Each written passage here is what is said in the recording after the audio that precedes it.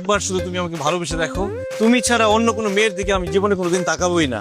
প্রেমের বয়স 2 মাস হওয়ার সাথে সাথে আমি তোকে বিয়ে করে ফেলবো। সত্যি বলছো জাহিদ? অবশ্যই সত্যি। ঠিক আছে, তাহলে আমি রাজি। তাহলে আর দূরে কেন, কাছে আসো।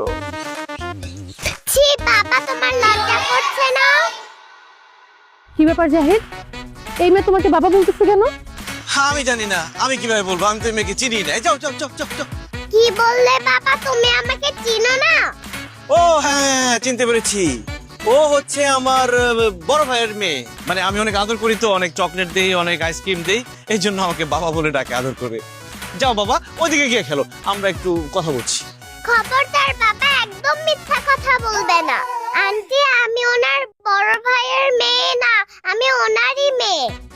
চুপ, বেশি কথা বলবে না। তোমাকে না খেলতে বলেছি, যাও। বিশ্বাস করো সোনিয়া, ও আমার মেয়ে না।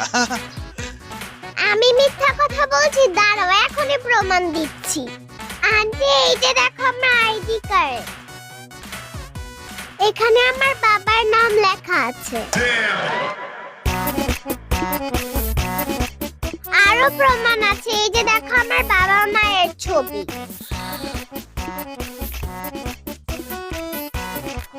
জাহিদ, ওর মায়ের সাথে এই ছবিটা তো তোমার, আর আইডি কার্ডের ভিতরে ওর বাবার নাম লেখা জাহিদ হাসান। জাহিদ হাসান তো তুমি, তার মানে তুমি বিবাহিত, এই মেয়ে তোমার। হ্যাঁ, এই মেয়ে আমার, আমি ওর বাবা। কিন্তু বিশ্বাস করো, আমি একদম সিঙ্গেল, পিওর সিঙ্গেল। ফাজলামি করো তুমি আমার সাথে।